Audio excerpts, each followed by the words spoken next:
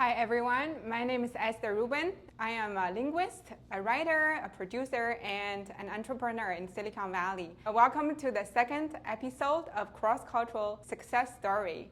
Today's guest is Chef Josef. He's a very special person who is from Switzerland and now doing business in America. I met him at Mountain View Art and Wine Festival. I saw this gentleman sitting there selling spice, and I tried some spice on beautifully cut avocados, and it was really good. So I wondered, what's the story behind him? Why is he here? What is his dream? And I had a short conversation, and he said he was from Switzerland. I tried the spice. It was very delicious, high quality product, and I really wanted to share the discovery and also want to learn about his story and journey so that whoever wants to do business can learn from him. Let's find out more about his story.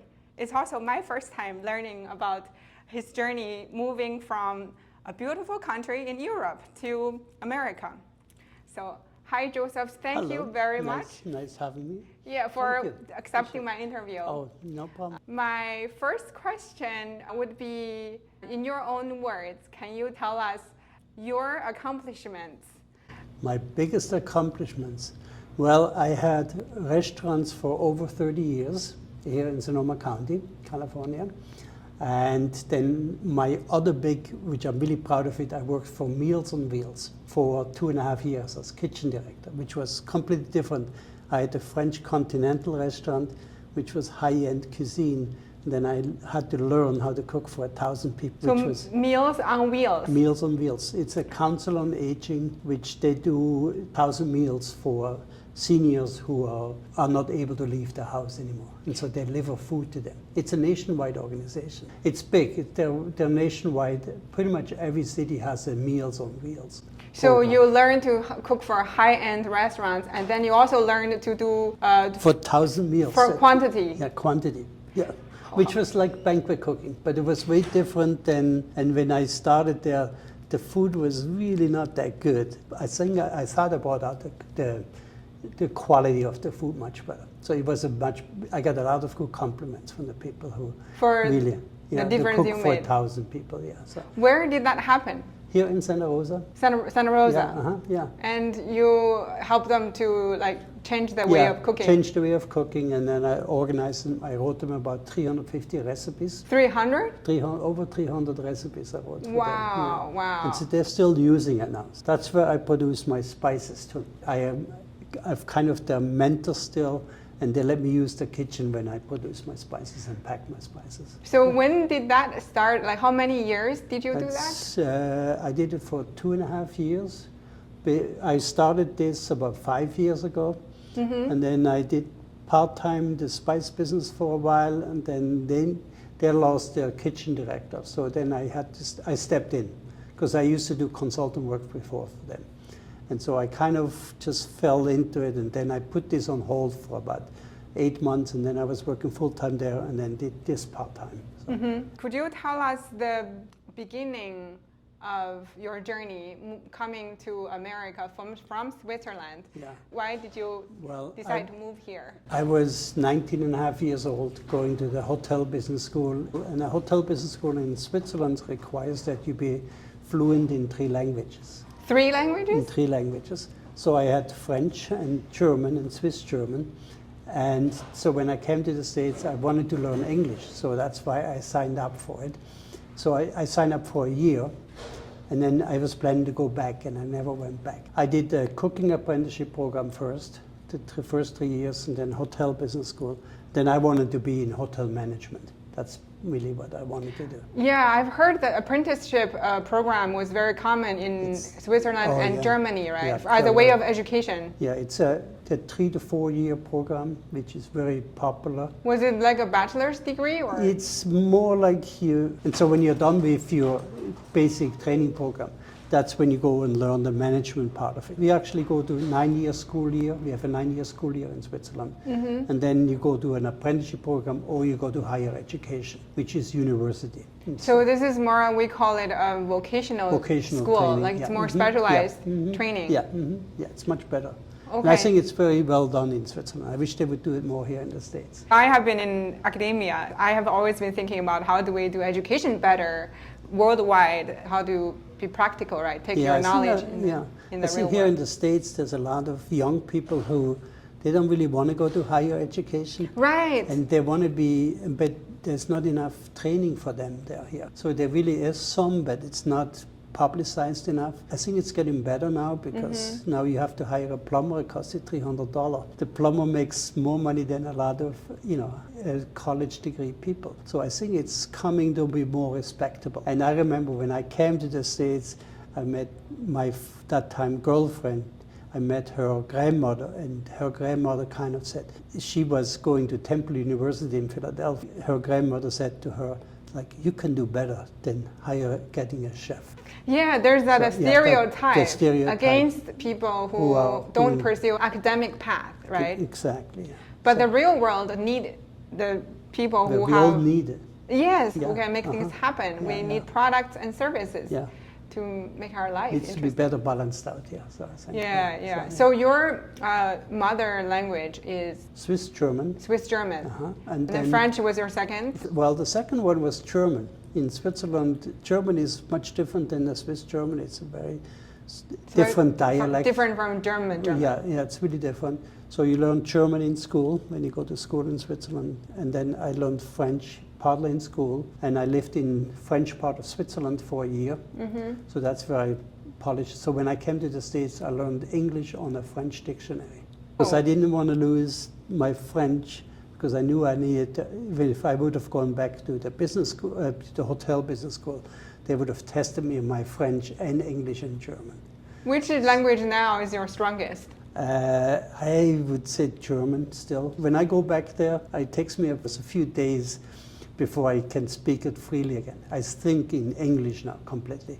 So it's not, I don't think in German, I think in English. So you didn't go to school to learn English, you learned on your job? I learned in America, on my job, but then also I did some schooling here. I had language classes, I took language classes. And I still haven't lost my accent. So. And as far as we can communicate, that's all it matters. That's all it matters, Yes. Yeah. So how did you decide to stay here and continue your adventures as a foreigner, right? After a year, my sponsor who brought me over here to the States, he owned a restaurant, and I said, okay, for me it's time to go back to Switzerland. I want to finish my degree, and he said, I teach you more than you will learn in school. He promoted me to be an assistant manager and moved me up to manager and all that stuff. So I was very young when I started that, and so I worked for him for 4 years altogether. Was he an American? He was an American, yeah. American. He just took me underneath his wing, yeah. Restaurateur? No, he was a real estate person. Okay, but he wanted to have a restaurant. And you were the key employees, one of them. Yeah.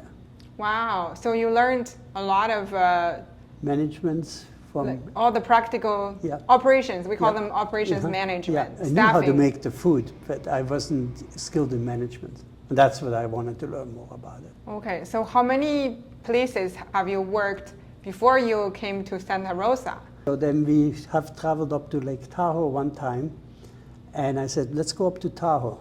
And she said, okay. So we kind of ended up there in Lake Tahoe for 4 years.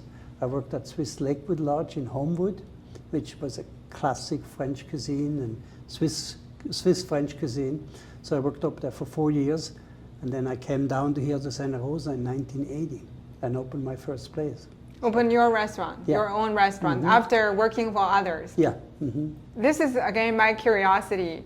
What's the difference between Swiss cuisine and French cuisine? Are they similar? Well, not really, no. So in school, we learned the classic French cuisine. The curriculum is written by the French cuisine. We learn it. In Switzerland? In Switzerland, yeah. What are considered classical? Like a beef Wellington, the soups are all classic soups which are made.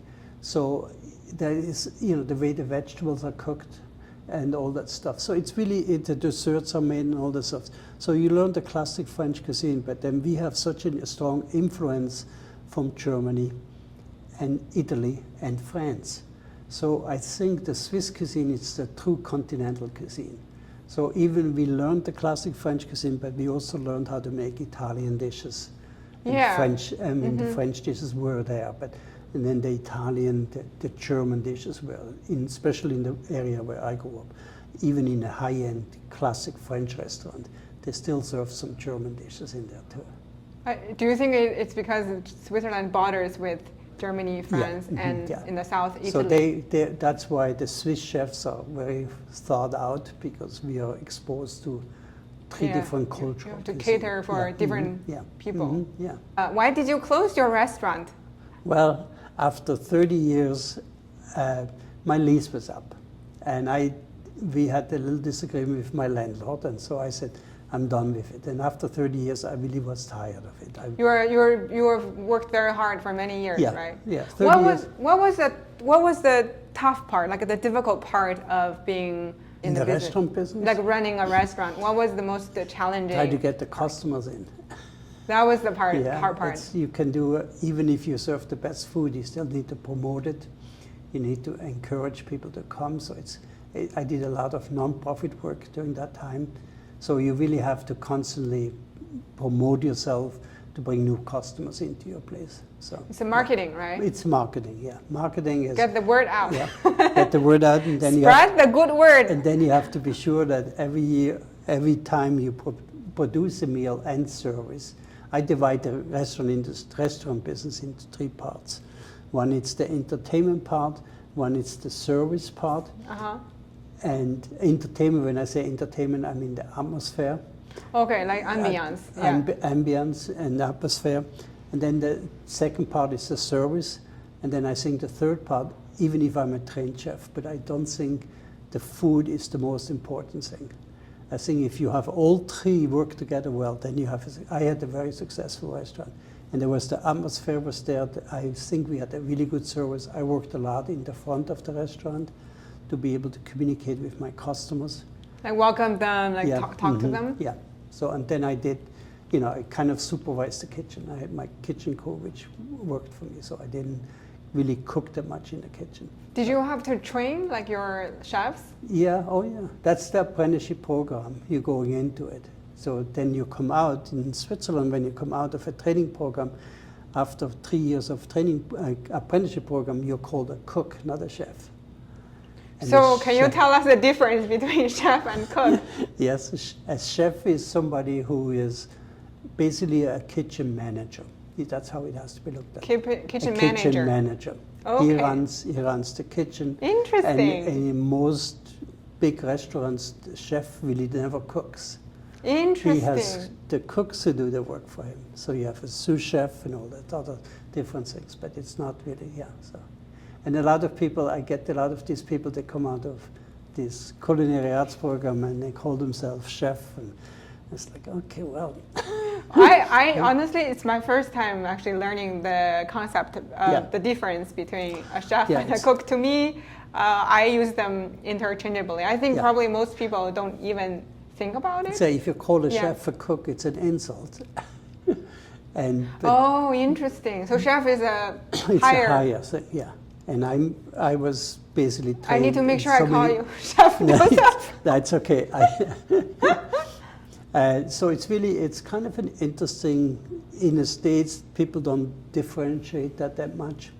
Right, They don't, it's like, but it's the definition, it's like if you're not a trained cook, you cannot be a chef. And so you have to go to these training programs. The steps. It's the steps of really making it work, so yeah. When you were in the apprenticeship program, did you have to learn like theory, like book knowledge? Do you actually go to classes like a college student? Yeah, we worked 5 days in the kitchen, and then one day we basically were 6 days on. So 5 days was working in the kitchen, regular hours, and then one day we had to go to school. Oh, so in school learn it's like similar to going to college here. Yeah, yeah. We School had all backs, the basic, writing homework notes. basic programs. There was some technical parts which they taught you to, and then, technical part, and then also a lot of basic courses. So it was taught to in the same time. So it's very focused on practice. The practice part. Like if you were scheduled like 5 days to do the actual the training part, and then the examination is we had to cook for 6 people for master chefs. They came in, they were examiners, and so they came in the morning and said, okay, we want this for lunch. Interesting. So you had 4 hours to cook the meals for them, and they watched you how you cooked it for the 4 hours, and then they tasted, and then that's how you got your grade. Yeah. There's about 25% in Switzerland of when you take the exam the first time, you're not passing. So it's pretty. So you had classmates who were doing the same thing, I guess? Oh yeah. Yeah, I belonged to a class. There were 25 of us in the class. 25 students. Yeah.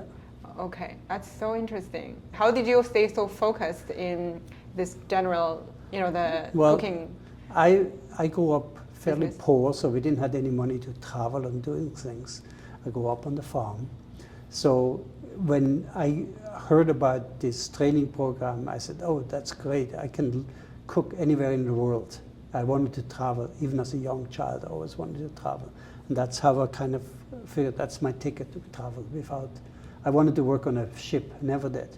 But I always wanted to work on a cruise ship, yeah. I figured this way I can see the world. So. Yeah.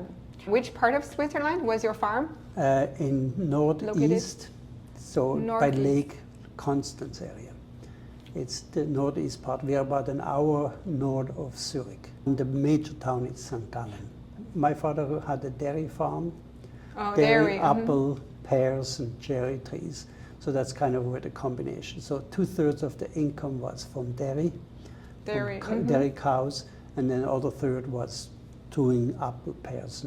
Did you discover your passion when you were a child? No. I didn't discover the passion. Or it was more like an opportunity? It was opportunity. So when I went to cooking school, I learned what I had to do, but I really got passionate about when I came to Philadelphia.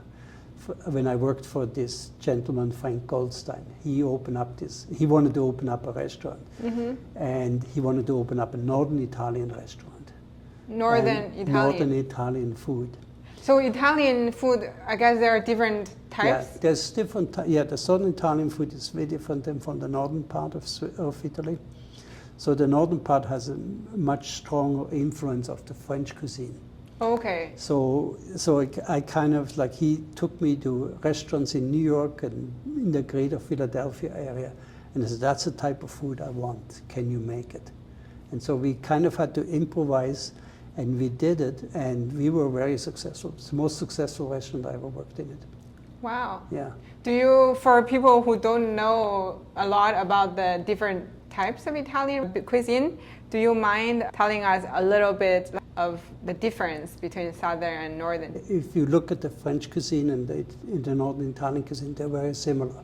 Right. It's just very similar cooking styles and very similar ingredients they use for it. So there's really not that much difference in there. But the southern part, they are also poorer than in southern Italy. And they use much more pasta dishes and pizza items and stew type things. Where in the northern Italian cuisine has a lot of these creamy sauces. Okay. And really, I think their cuisine is as good as the French cuisine. Interesting. So the experience in Philadelphia inspired you? Inspired me to be more creative. Be innovative, right? Cooking. Right. Where in Switzerland, when you grow up in a cooking environment, you have to cook a certain way, where you have to learn the profession and the French continental cuisine. So what you learn is like, okay, here's a classic dish, and here's another classic dish, and that's how you do it. So they don't give you much room for creative cooking. It's more structured, already designed. Switzerland is very structured, and they're also structured in their educational thing and what you have to eat and what you have to cook. So when you go to Switzerland, you have to go to specialty type restaurants. But if you go to just an ordinary type restaurants, they're almost all the same. Oh. The food, the menu, it's always because the training was the same. Training is the training behind Yeah. all the. Yeah. So I blossomed much in Philadelphia, and that's when I got, wow, this is really cool. I can do this and I can do that, which I never did before. So which was very exciting for me. So that was the foundation for you to do your own restaurant, run your own restaurant. Yeah, that was my inspiration. Okay, I have put my own style of cooking now, I think. So when my restaurants, I said, well, that's how I wanted it. I followed the classic recipes, but I tweaked it a little bit, and I always made it a little bit different. So then you can take ownership. This is my design. This is my idea. That's like with the spices. So I was very impressed. I'm like, this is really good. I know there are a lot of good spices out there, like rosemary or parsley, right? Those we did not grow up with them. I did not grow up with them. You didn't grow up with them. But cilantro I was more familiar with. Okay. But everything with your spices, like the tarragon, like was it lemon dill? Lemon dill. Yeah. Curry, was it called curry basil? Curry basil, yeah. Yeah, and the garlic. I got inspired by the curry basil formula by the Thai cuisine. Right. Because the Thai uses, and mine is not a spicy curry, mine is it's almost a sweet curry. Right. So but I don't put sugar into it, but it kind of creates a similar taste like when you go to a Thai restaurant. And the Thai cuisine loses a lot of basil. That's when it's like, oh, there's the. It's really good, and it's really good with chicken. Mm-hmm. We've tried to make different things, dishes. Oh, good. And I remember asking you at the Mountain View Art and Wine Festival. I'm like, how do I use it? And you said you use it as a close to final step as a salt instead of salt. You use this, like it's all in one. And that's all that you have to use in it. So what I love about it, it's not too strong. It's not too strong, not too spicy, but plenty of flavor. Yeah. And the freshness is what impresses me most. Because I have tried many spices, and it's hard to keep the freshness as a dry ingredient. Before I ask you how the ingredients were manufactured, I wanted to know a little bit more about your experience running a restaurant here. Like when did that start and how long did you run the restaurant? I had the restaurant for over 30 years. Oh, 30 years, since 1980? 1980 till 2010. I had a classic French restaurant, and then we opened up the hotel, it's right up the street from here, it's the Hotel La Rose. Oh. And we were in there for 17 years. So was the restaurant part of the hotel? Yeah, it was part of the hotel. We took over the hotel restaurant and we managed the whole restaurant. So I owned the restaurant. I leased from the hotel. I had the lease. Interesting. I see how that works. Yeah. You had a successful experience, right? Yeah. But you closed it because you wanted to do something different. Yeah, and I also, like I said, financially I was in a good place, so I said, I want to do something really different. And I was That's the good thing about being, when you are successful, you have options, right? Yeah. You earned your options. Yeah. I consider that being rich. Yeah. Not just money in the bank, but options. I can choose to do this, A or B or C. Exactly. So, and I was still fairly young then. I was like, I knew I needed to go work again, and I wanted to. I still like working, so I don't think I could just sit home and not do anything.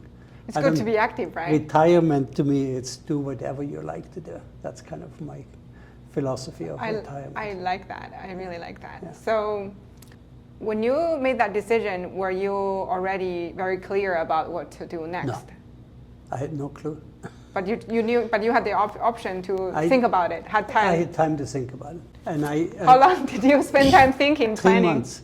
3 months. After 3 months, that's when I did the first consulting work. I wanted to go into consulting more. And so I figured, so they contacted me for Meals on Wheels. They contacted me and they said, okay, we need to modernize our food. Our food is not good. So can you help us? So I went to the kitchen and I worked there for 2 days as a volunteer. Nobody knew who I was and all this. So it was kind of an interesting experience. And I said, yes, I want to do this. I want to improve the food what you guys making. Because you were the expert. So, yeah. And we call them undercover. I was undercover. Undercover Chef Josef. The expert undercover. Yeah. There was a show called, I think, called Undercover Boss. Yeah, I think that's still running, if I'm not mistaken. Yeah, that you go into the workplace, really learn what's going on. Yep. I did some other consultant work for some other restaurants, and just short periods of time where I gave them my expertise, and then they paid me, and I was done with it. And then I kind of got into another business, opening up a catering business, which was bad results on that one. So we didn't do very well on that. And then afterwards I started working for the Green Music Center, which is Sonoma State University. Oh, okay. And they have a big restaurant in their music venue, and which is open to the public. And so they wanted to have, because all the students at Sonoma State, their dean, I knew the dean well, and he said, I have most of my students, I expect them to work a little bit, just to get an experience, not just be an academic. Right. And so he had, all his students had to do some work, and the whole restaurant was run by students, except, they hired me, like people like me. So I ran the front for him, and then there was a chef in the kitchen, but the employees were all student-driven, which was an interesting experience. It must be very fulfilling for you to help young generation to build a skill they might be able to make a living right? Yeah. I always taught. I have taught here at Santa Rosa Junior College. I've taught cooking classes there. I taught cooking classes at my restaurants. I think the experience, the real life experience speaks louder than book theory, right? Because students, they need to visualize to observe or learn from a real example. I think we all, when you get a hands-on job, it takes a while to learn it. You cannot learn it at school. So you have to actually practice and learn it. Tell us the birth of the spice business. How did the spice business start? It started about 5.5, well, actually at Christmas 5 years ago. I was handing out spices to my family, is where my wife is an artist. Mm-hmm. And so her daughters are artistic, and they have a lot of artistic qualities. So we came up with this rule: for one Christmas, you can only bring a handmade product to you. It cannot be bought. You have to make it yourself. Like a gift? A gift, as a gift exchange. You have to bring it, and that's your gift. You cannot buy anything. To your family? To your family. So it started as a Christmas idea. So I came up with the original. I used this original at the restaurant all the time. And when I taught cooking class, I used to give it to my students as a present. Here, could take it home, because I didn't give them my recipe of the seasoning blend. So they took it home, and they always liked it. And then people always said, "Oh, you should sell this."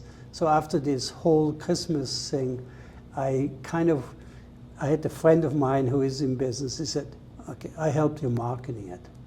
And so that's how we started. And I was like, "That's a crazy idea." And I was like, but then the more I checked into it, it's like, well, it might have some potential. So we developed the last one, which just came out with citrus lime cilantro, which is a little hot, spicy dish. But so it's been a challenging. I'm in about 100 stores now. How many stores? 100. I believe 100. 100. You have 100 stores. Yeah. Where are they? They're mostly in Northern California. I sell all the way to Louisiana. I have a few stores in Louisiana, one in Texas. What do you mean store? Can you tell us about your... No, I don't. When I say stores, I sell to 100 stores. Through stores? Yeah, like up here, Oliver's Market in the Bay Area. I have Lunardi's, Molly Stone's Market. They are my bigger accounts. And then I have a lot of independent grocery stores I sell to it. And gourmet markets, right. So and then I do so my business is pretty much a third internet service. I sell a lot of on the line. Mm-hmm. A third goes to the wholesale. It's called wholesale, which goes to stores. And then a third, it's the festivals. I do about 25 festivals a year. That's one of them. I got to meet you. It was so interesting. I really appreciate just the contribution you made to the community, because people are looking for different things. The only thing I bought from that festival was your spice. And that was like the highlight of my day. I spent hours browsing all the stalls. I want to buy something that's useful, valuable to me. Yeah. Not just good looking, right? I want to buy something that improves my life. Yeah, there we go. So this was a good find. I was very excited to share this. Yeah. It's special. It's not like a mass production.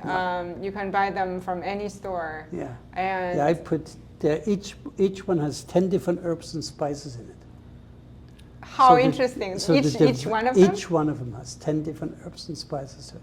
That's interesting. So when I create them, or when I, like the last one, it takes me a long time to come up with. I come up with the basic idea first. Right. And then I just have to play with it and try try different food with it, and and I usually like the cilantro lime. I showed it to some Latino friends of mine, and I said, "What do you think about that?" And I said, "It's not this and it's not that," and it's like. Then they finally got approval by them. So I always ask people, "What do you think about this?" And then when I finalize it, okay, no more input. I don't need any more input. It's done. Do you experiment at your own kitchen? Yeah, I do a lot, yeah. And then do you have to get it certified or approved by the... Yeah, this is all certified by California manufacturing. I have manufacturing license. So yeah, if you want to sell into grocery stores, you need a manufacturing license. So do you have to have like a company behind it? Well, that's Chef Josef Seasoning Blend. It's the company behind it. Is it an LLC? It's just a regular sole proprietorship. Sole proprietorship. Yeah, you can do that. Yeah. Nice. But it's very, you have to have you get regulated by them. They come inspect your plant where you produce it, and yeah. And you pick the pink salt. Yeah. Then why did you choose that salt?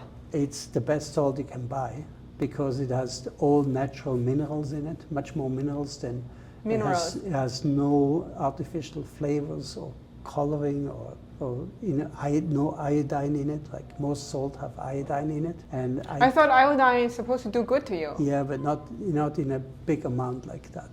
Oh, it's too much. It's too much, and they put a lot of to get it white like this. They put a lot of bleaching stuff in it to make the salt look white. Look white, yeah, because salt naturally is not white as it looks like that. Right. So the pink Himalayan salt is just mined, grinded, and then salt. That's all that they do to it, yeah. Yeah, what I was so impressed again was the freshness of the dried herbs. Yeah. Herbs. I buy spices and herbs only from the best purveyors, so it's really, yeah. And I'm always into high quality. I don't do anything without being at the top of everything. So you try your best to bring to yeah. The quality. After we enjoyed the spice at Christmas last year, we thought, oh, we can order more from online. I searched online, and then we wanted to get some gifts to my in-laws. One of my in-laws likes cooking. Okay. Yeah, and this would be a good gift for people who love cooking. We sell a lot during the holidays. Gift packages. We're actually coming out now with a new one because we have 7 now, and they don't fit into this packaging.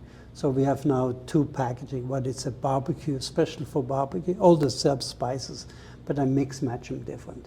Do people usually like to buy a packaging, or do they buy 1 pound of their favorite? They buy, a lot of them get sold like this, and individual ones. They get individual ones. They have their own option, they put their own things together. But when we go festivals, they love where I put them in a package like this. So if it's all natural, how long do you think the freshness stays? Well, about a year? We pack them, we date them out a year and a half. And so then we seal them, so they're airtight. And herbs and spices, when you airtight them, I always tell people, it's good for a year, don't do it over a year. But as soon as you open up, I think you should use them like after 2 or 3 months. You should really use them the first 2-3 months. 2 or 3 months, yeah. I and remember. Then after that, it's kind of, they lose a lot. The spices don't really go bad, especially when they're mixed in the salt, because salt is a natural preservative. Right. And so when you use them, like I said, it's just, they lose the potency. So they don't taste as fresh. As good, fresh and tasty. Yeah. Very, very, very interesting. So this started 5.5 years ago. Was it? That's like 2017. 2017, something around that. 2017. So it really started as a party, a family idea. Yeah. This is so inspiring. It's a family idea, and then, like I said, somebody who was producing not spices, but he was producing a sauce. He still sells a Sonoma tomato sauce, makes a Sonoma County tomato sauce, and he kind of like, okay, watch for this, be sure the prices, you gotta watch your price structure, and if you get bigger, you have to be sure there's still some money left for you. So I kind of priced it what other people were selling it for, and I had to make it work for me. Because if you sell, like they sell in stores between $8 and $12. For one jar? For one jar, yeah, between $8 and $12, all depends. You know, high-end stores, they sell them for $11, $12. And then most grocery stores, they sell them for $8. So it is, you know, they mark everything up 40 to 45%. So then you have to ship it and have a distributor and all that stuff. So by the time we are done, it's like, okay, you still have to try to make some money on it. Of course, to make it, you know, sustainable and and you should. Yeah. It's your design, it's your creation, and you sourced all the ingredients locally, right? Well, as much as possible. As much as possible. Yeah, there's my dill is from California, the basil is from California, oregano, thyme, yes. But like when it comes to curry, that comes from India. And then I buy some French tarragon. The tarragon in the spice blend, it's a French tarragon. Yeah, that is very delicious. So that's, you know, because the French tarragon tastes so different than the California tarragon. So I kind of, you know, and then the basil, I think it's really good here. So I put the California basil into the curry blend. Would you call your seasoning more like a fusion version? Yeah, like yes, yeah. International, right? Yeah. Because you said you combine Thai, you know, there's curry and to me French. When I did do my apprenticeship program, I had to do end of the school. You had to have a project, and at that time my project was spices. So I collected spices, whatever I could find, and labeled them, and I had to come up with recipes what to use them for. So that for me was like, I was very young. Recipe? I had to come up recipes for the spices I collect. And one of the lessons I learned when I worked for Meals on Wheels, they have low salting. They can basically not use any salt at all for the seniors. It's controlled by the government. The government says seniors should not have salt at all. But they should have some. I know, but that's the doctors, they claim it is high blood pressure and all that stuff if they eat too much salt. That's another reason why I like the pink Himalayan salt, because the pink Himalayan salt, it's a third stronger than any other salt. So when you cook with it, you don't use as much.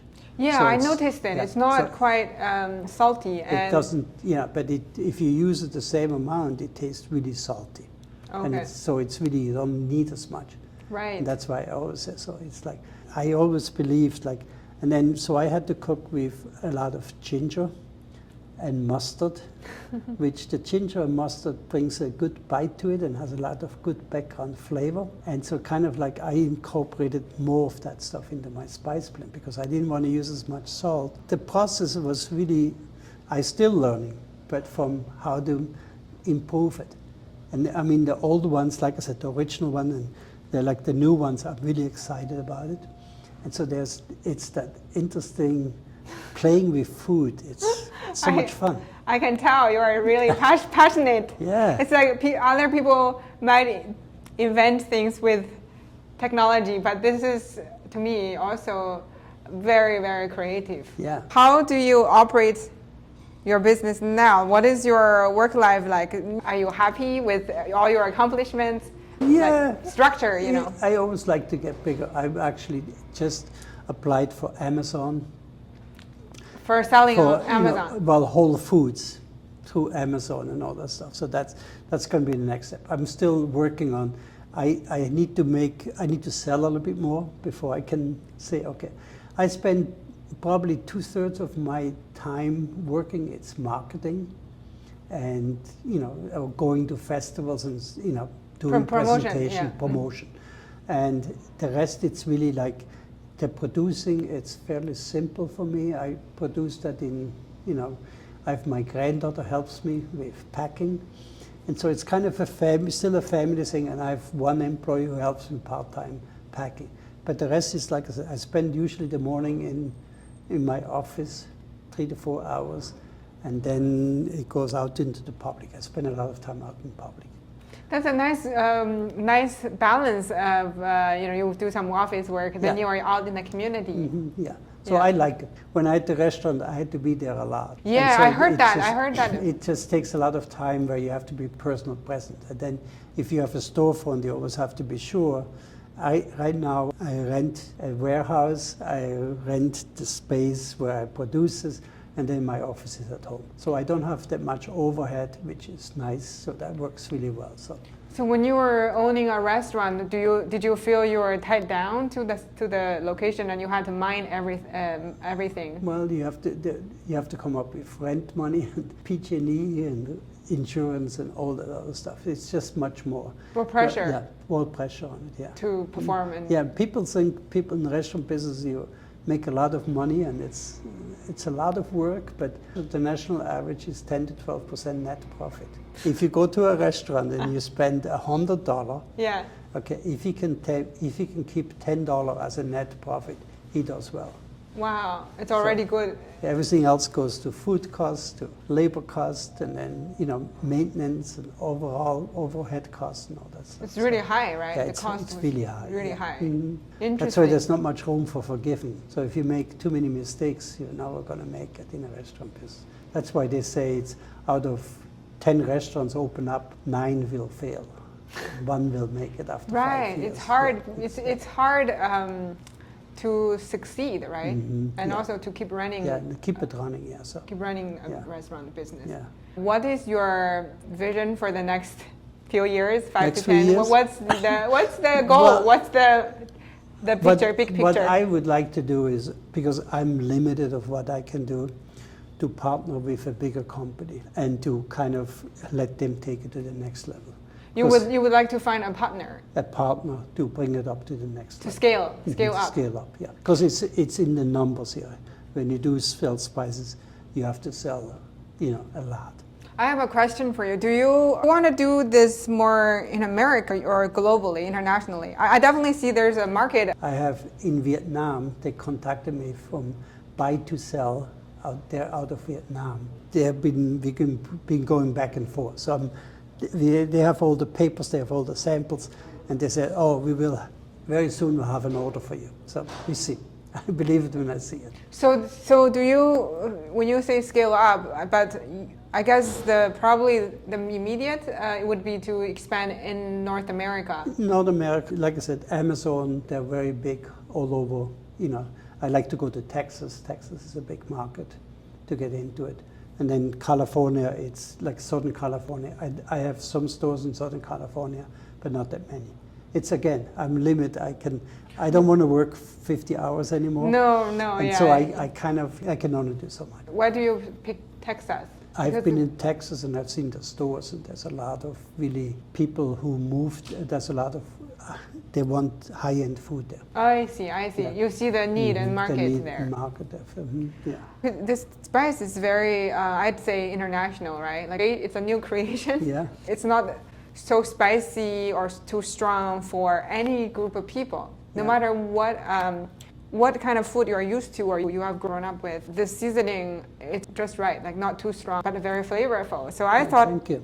I've thought about it. Maybe you can sell this in China, like people can buy, even though we have a lot of our own different regions, we have different types of cuisine. Yeah.